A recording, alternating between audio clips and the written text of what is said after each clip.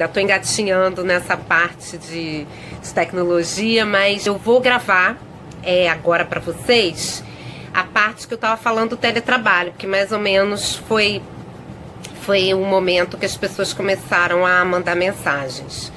O que eu estava dizendo do teletrabalho? Que a mesma medida 927 que autorizou o empregador já implementar esse teletrabalho, ela fez essa ressalva do teletrabalho, ela quis chamar atenção para o teletrabalho, porque pela CLT, o teletrabalho exigiria uma bilateralidade, ou seja, ele exigiria uma concordância do empregado.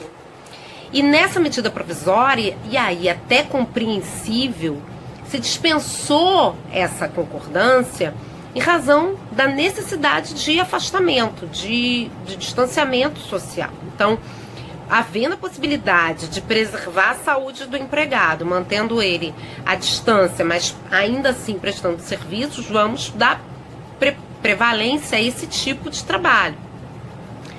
Só que tem um detalhe que essa medida provisória 927 não trouxe a resposta.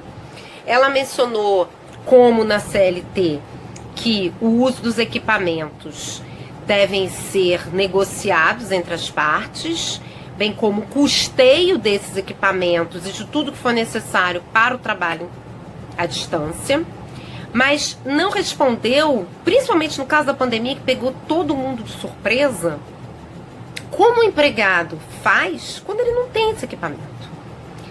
A medida provisória menciona que o empregador pode emprestar, que em razão desse empréstimo pode fazer um comodato, mas não responde a uma circunstância que provavelmente acontece e está acontecendo de forma muito frequente, o empregado não ter equipamentos. Muitas pessoas me perguntaram sobre essa situação e a minha sugestão foi que os empregados registrassem a ausência de equipamentos e pedissem uma solução para o empregador. Por quê?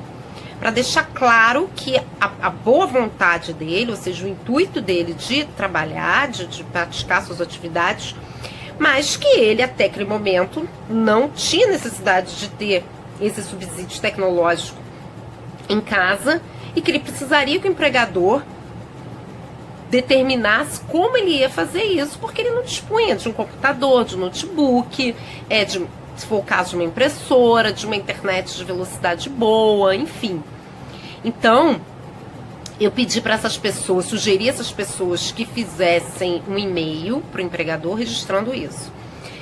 Para os advogados, o que essa dificuldade do empregado deve ser, como isso deve ser enfrentado? Nós devemos lembrar que é do empregador o risco do negócio.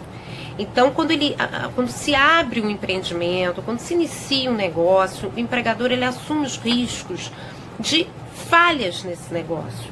Ele assume o risco do equipamento quebrar, dele não ter equipamento. Então, a falha na execução das tarefas por ausência de equipamento é um risco do empregador. Esse risco não pode ser imputado sob qualquer título ao empregado, ainda mais numa situação dessas.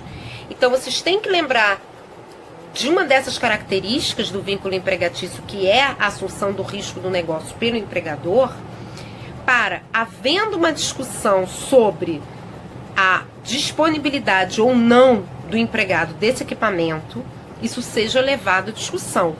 Não podemos esquecer que é do empregador o risco do negócio. Tudo bem? Quanto à jornada, a medida provisória, ela autoriza que mesmo fora de uma jornada contratual ou já pré-estabelecida, contatos realizados nesse trabalho à distância não caracterizariam horas extras. Qual foi o entendimento do executivo ao editar essa medida provisória? Olha, à distância, de forma remota, eu não tenho como controlar a jornada. Então, não sei se a pessoa começou a trabalhar às 8, também não sei se começou a trabalhar às 10, eu não tenho esse controle. Então, se eu ligar para ela às 20 horas, ela já tiver encerrado, isso não vai ser hora extra. Da mesma forma que se eu pedir uma informação às 7 da manhã, isso também não vai ser hora extra. Pois bem, nós temos aí que separar duas questões. há trabalhos realizados em home office que o empregador tem como, sim, controlar a jornada. Esse é um ponto. E aí, obviamente, o que for feito fora dessa jornada será horas extras. Outro ponto é que quando não tem controle, porque já não tinha controle no ambiente corporativo, e agora não tem por questões tecnológicas também, ou até porque o empregado era submetido a um horário flexível, cabe ao empregador definir essa flexibilidade. O que eu estou querendo dizer? Empresas que já adotam um horário flexível, por exemplo, pode entrar de 7 às 16, pode fazer o trabalho de 10 às 19. Eu tenho ali o primeiro horário aceitável, vamos imaginar que seja 7 da manhã, e tem o último horário aceitável, vamos imaginar que seja 19 horas. Então, dentro desse espaço, eu posso fazer algum contato, porque eu não sei se ele trabalhou e iniciou às 7, eu não sei se ele vai terminar às 19, então eu posso fazer um contato. Mas o empregador, ele tem que colocar o limite de início e o limite de fim. Por quê, gente? Para que não fique mais complicado do que já está sendo. Como ninguém foi preparado para esse home office, nós temos hoje vida profissional, vida pessoal e vida doméstica no mesmo ambiente. Já é difícil, né, em tempos normais, você separar isso para quem já trabalha em casa. Ainda mais com filho, mesmo que não tenha filho, mas que tem uma exigência de vida doméstica, você vai ter que parar, você vai ter que fazer sua comida. Já é difícil cumprir com uma certa rigidez ou com uma certa disciplina, vamos chamar assim, um horário de trabalho fixo. Na maioria das vezes as pessoas trabalham um pouquinho, param um pouquinho, trabalham um pouquinho, param um pouquinho. Mas o empregador, ele tem que definir um horário de início e um horário de fim para esses contatos, sob pena dele atingir o direito à desconexão, que, como eu mencionei na live, esse é o motivo de uma outra live. O que é o direito à desconexão? É o direito que o empregado tem de descansar. Nas horas dos intervalos, no fim, ao término da jornada, ele tem o direito de desconectar do trabalho. A partir dali, eu não quero mais ver trabalho, por mais prazeroso que ele seja. É o momento de eu me dedicar a outras coisas, para que exatamente se possa executar essas várias atividades da melhor forma possível, zerando a mente e encarando outra atividade.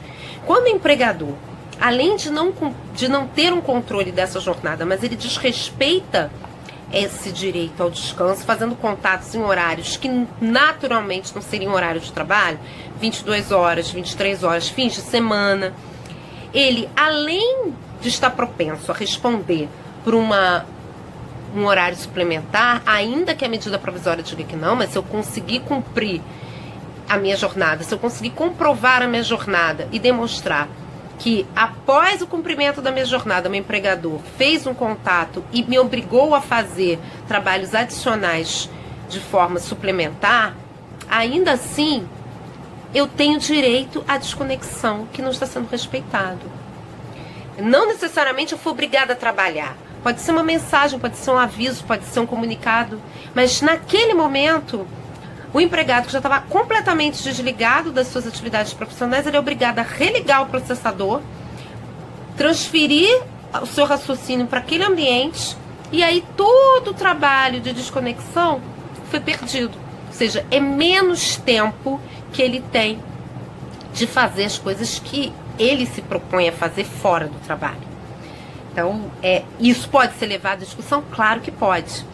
Direito à desconexão, possibilidade de controle de jornada e mais, contatos em horários que não tem dentro do padrão da empresa qualquer atividade qualquer atividade profissional sendo executada, 22 horas, 6 horas da manhã, ou seja, não são atividades que normalmente se executariam naquelas horas, naqueles momentos, tá?